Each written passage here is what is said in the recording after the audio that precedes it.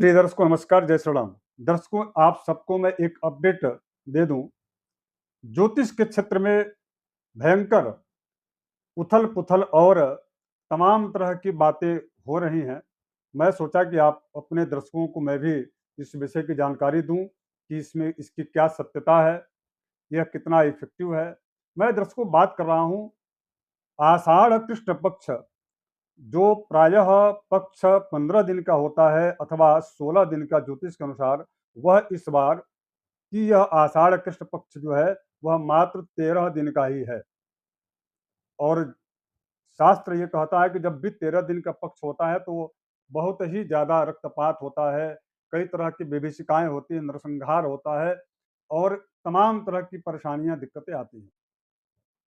तो इसका प्रभाव, पहली बात तो ये कितना इफ़ेक्टिव है और दूसरा आपके ऊपर इसका क्या प्रभाव पड़ेगा। मैं इन बिंदुओं पर मैं चर्चा करूँगा। आगे बढ़ूँ इसके पहले एक छोटा-सा मेरा आग्रह, यदि आप नए दर्शक हैं तो आप सब्सक्राइब कर लीजिएगा और इसके बाद से इस चैनल को थोड़ा अधिक से अधिक जो है इस वीडियो को आप शेयर करने का प्रयास कीजिएगा, ताकि अधिक से अधिक लोगों को इसकी जानकारी मिल सके। दर्शकों 23 जून 2024 से 5 जुलाई तक यह आषाढ़ कृष्ण पक्ष मात्र 13 दिन का है।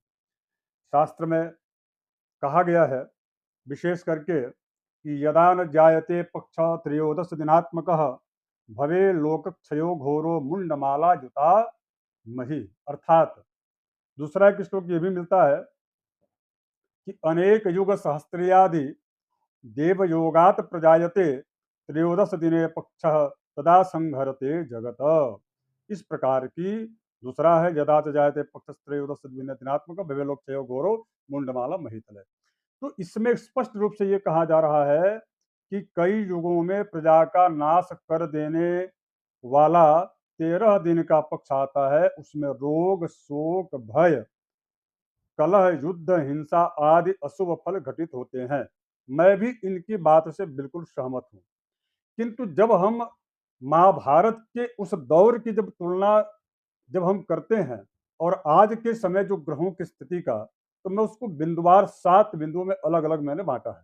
तो मुझे ऐसा लगता है कि यह उतना इफ़ेक्टिव नहीं है जितना कि महाभारत काल में भयंकर जो नरसंहार हुआ, कई अक्षौहिणी सेना अर्थात कितने कई लाखों लोगों की जो है की मृत्यु हुई और उसके बाद से आप उस परिणाम को जानते हैं, उस युद्ध का परिणाम क्या हुआ।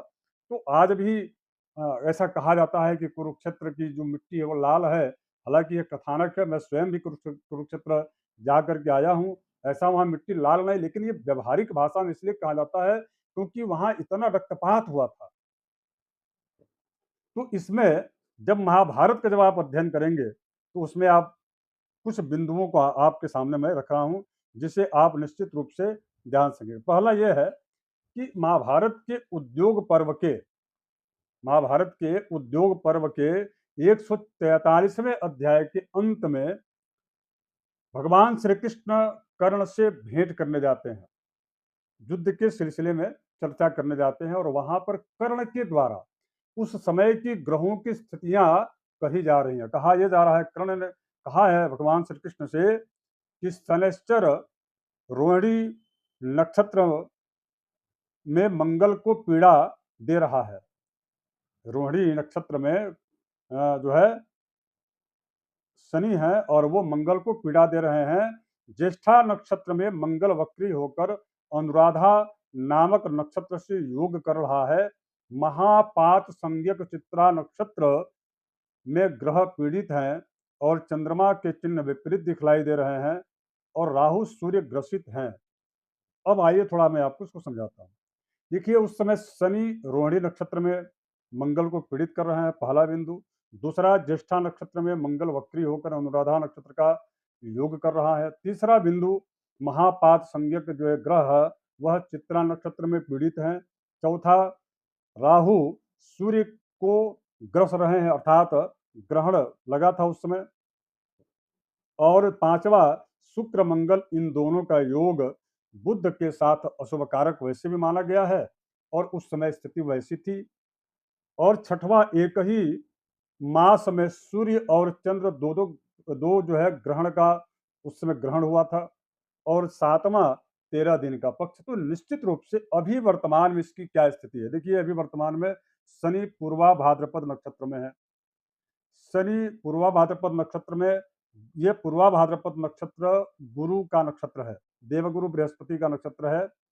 और देवगुरु बृहस्पति इस समय शुक्र की राशि और चंद्र की उच्च की राशि वृष राशि में संचरण कर रहे हैं, अर्थात गुरु को निश्चित रूप से शनि पीड़ित कर रहे हैं। किंतु किंतु मैं इसलिए कह रहा हूं चूंकि शनि के सममित्र देवगुरु बृहस्पति हैं, शत्रु नहीं है, इसलिए इसका 13 दिन का जो प्रभाव जितना कहा जा रहा है कि महा जो है नरसंहार की स्थिति बनेगी, वैसा नहीं दिख रहा। हाँ, लेकिन गुरु जीव कारक ग्रह हैं और उनके नक्षत्र में यदि शनि पीड़ित उनको कर रहे हैं, इसका मतलब मैं आपको कह रहा हूं, आप इसको नोट कर लीजिएगा इस वीडियो के माध्यम से, या इस वीडियो को आप सेव कर लीजिएगा। यह निश्चित रूप से जुलाई और सितंबर, अगस्त सितंबर, ये 3 महीनों में जिस प्रकार से कोरोना बीमारी आई थी, उसी प्रकार का कुछ ऐसा एक नई जो है रूप और नए ढंग से संक्रामक बीमारी पश्चिमी देशों में और अरबिक देशों में यह बीमारी का आना सुनिश्चित है। तो उससे सावधान हम पूरे वैश्विक स्तर पर करना चाहेंगे।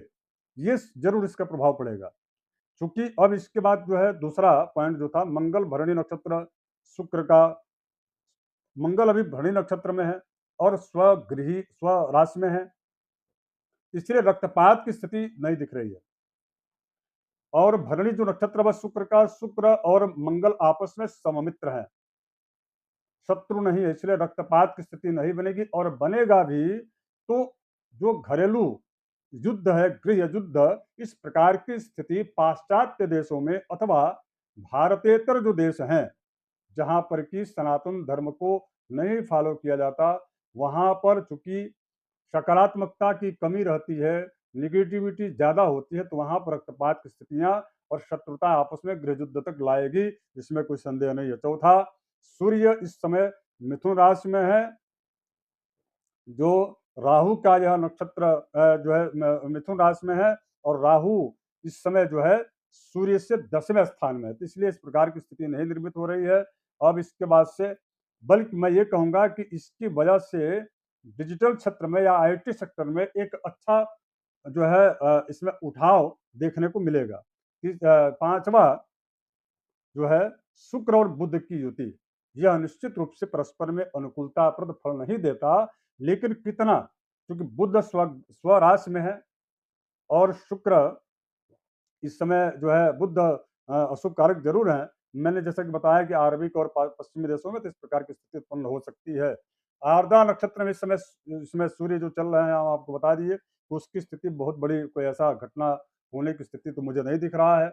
और इसके बाद से छठवां जो पॉइंट है कि एक ही मास में 2 ग्रहण का होना भी अत्यंत दुष्कर और अशुभ कारक था, ये महाभारत काल में, लेकिन अभी वर्तमान में ऐसा कुछ भी नहीं है। इसलिए ग्रहण दोष के न होने से सूर्य चंद्र दोनों पीड़ित नहीं है, अर्थात इस प्रकार की घटना, बड़ी घटना नहीं होने वाली, यह आप निश्चिंत रहिए। अब हम आप सबको एक जो है बड़ी चीज आपको बता दें, जो सबको करना चाहिए, क्योंकि 5 जुलाई को अमावस्या है, यानी कि यह 13 दिन का पक्ष जो है समाप्त हो रहा है। उस दिन दीव कार्य, भगवान की आराधना, भगवान विष्णु की, भगवान शिव की आराधना, भगवान शिव का रुद्राभिषेक, तो और यदि आप करते हैं तो आपको अत्यंत अत्यंत लाभ प्राप्त होगा, यानी कि कई गुना आपको फल अधिक प्राप्त होगा। रोग से मुक्ति के लिए महामृत्युंजय मंत्र इत्यादि का आप जाप कर लीजिएगा। यदि आपके ऊपर किसी भी प्रकार शत्रु का प्रभाव दिख रहा है, तो आप उस दिन सरसों के तेल से भगवान शिव का अभिषेक कर लीजिए। यदि आपके घर में धन समृद्धि और दरिद्रता का प्रवेश हो चुका है, तो आप भगवान शिव का शहद या जो है गुड़ के रस से, शरबत से भगवान शिव का अभिषेक कर लीजिए। शिव की उपासना उस दिन अत्यंत प्रभावकारी होगा। और शालिग्राम पर, भगवान शालिग्राम जो होते हैं, उन पर तुलसी दल से उनका भगवान विष्णु सहस्त्र के सहस्त्रार्चन, विष्णु सहस्त्र नाम से यदि आप अर्चन करते हैं, तो बहुत ही ज्यादा आपको इसका लाभ आपको प्राप्त होगा। मैं जितना कहूं उतना कम है, इतना इसका लाभ प्राप्त होगा।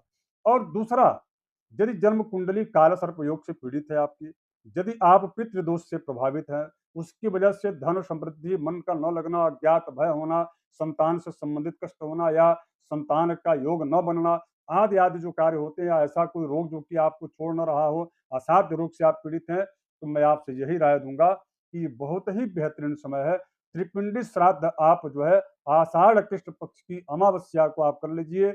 यदि आप त्रिपिंडी श्राद्ध करने की आपकी क्षमता नहीं है, क्योंकि ज़्यादा खर्चे उसमें होते हैं, तो आप जो है अपने वजन के इतना कम से कम 5 जुलाई को जिस दिन अमावस्या उस दिन 7 अलग-अलग अनाजों का आप जो है एक जो है तराजू में रख करके स्वयं एक तरफ तराजू में बैठ करके भगवान की जो है नारायण की आराधना करते हुए नारायण कवच का पाठ करके या गजेंद्र मोक्ष का पाठ करा करके विप्रदेव को बुला करके उनके आचार्यत्व में, उनके निर्देशन में आप जो है तुला दान कर लीजिए। इससे बड़ा ही आपको जो है लाभ प्राप्त होगा, पितृदोष से आपको मुक्ति मिलेगी और आपकी मनोवांछित जो फल है उसकी जो है प्राप्ति होगी। आशा करता हूँ आपको ये जानकारी अच्छी लगी होगी। आप इस वीडियो को शेयर ज़रूर कर दीजिएगा दर्शकों, और यदि आप पुनः नए दर्शक हैं तो सब्सक्राइब कर लीजिएगा और अपने विचार व्यक्त ज़रूर कीजिएगा। धन्यवाद, नमस्कार, जय श्री राम।